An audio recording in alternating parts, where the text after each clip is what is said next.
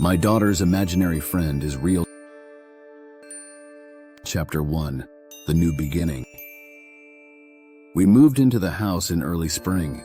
It was the kind of neighborhood that promised peace. Wide sidewalks, blooming cherry trees, the distant laughter of children riding bikes. My wife, Erin, had picked the place, hoping a fresh start would help us forget the hospital walls, the chemo, the 2 years we lost while I fought off what nearly ended me. And for a time it did help. It did. Our daughter Lily was 6. Quiet, observant, too mature for her age. The illness had taken her innocence as collateral damage. She didn't cry when we told her we were moving, just nodded and clutched her stuffed fox tighter. "This house has a big backyard," Erin told her in the car. "And your own room." Lily looked out the window. "Is there a forest?" I remember exchanging a glance with Erin, a small, uncomfortable smile. "Yes," I said. "There's a forest behind the fence." Lily didn't reply, but her lips curved into the faintest smile. Chapter 2, the first mention. The house was quiet.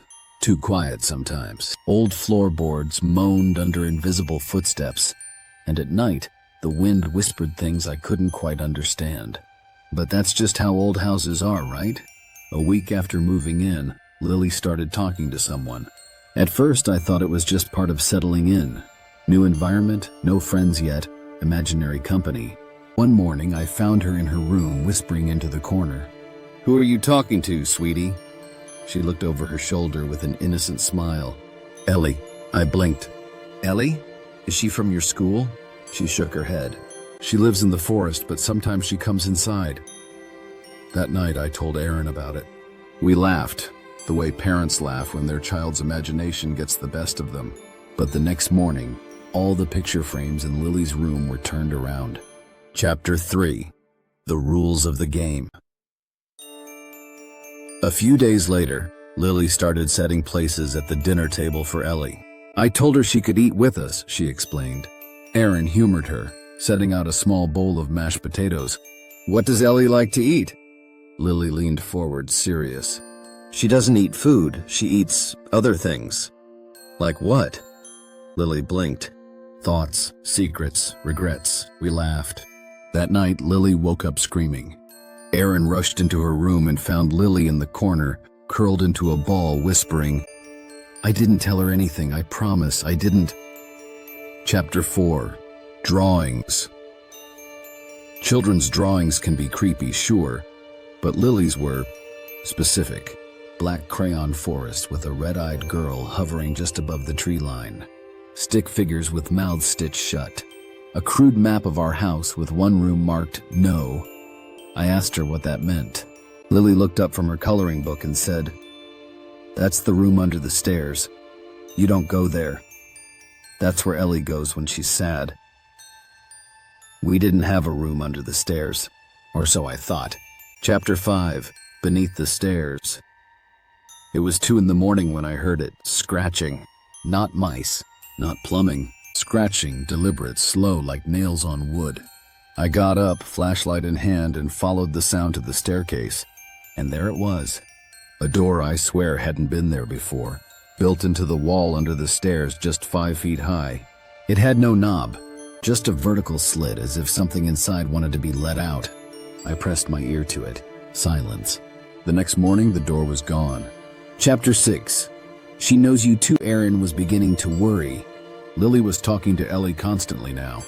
She wouldn't sleep unless Ellie said it was okay. She stopped eating certain foods. She wouldn't go into the backyard anymore. She doesn't like the trees anymore, Lily said one day. "Why not?" Lily shrugged. "That's where Ellie came from. But now Ellie says something else lives there too." That night, I found a note on Lily's dresser. It was written in a shaky hand, not her handwriting. "She knows what you did. She forgives you, but she's still hungry." Chapter 7. The Therapist. We took Lily to a child psychologist. Her name was Dr. Reyes.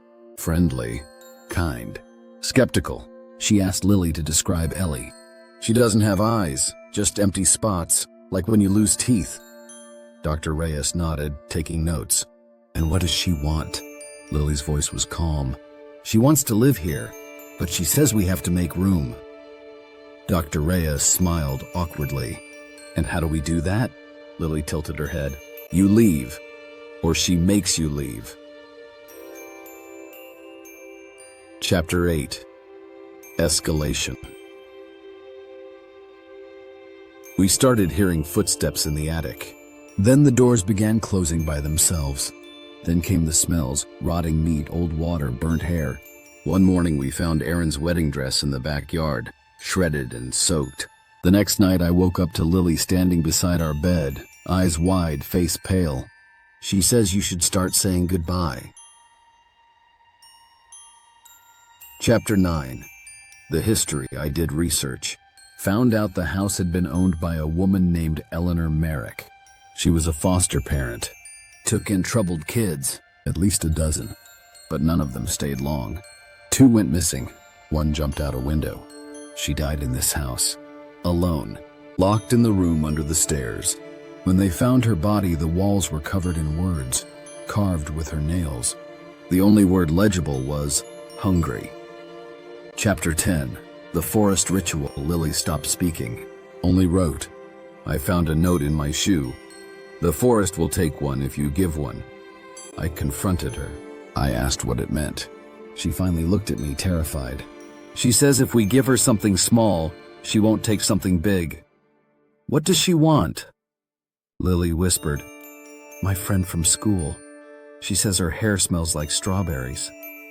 We left that night, but the house didn't let us. Chapter 11. The decision. Doors were nailed shut. Windows refused to break. Phones melted. The forest grew closer. I could see the trees inching forward from the backyard.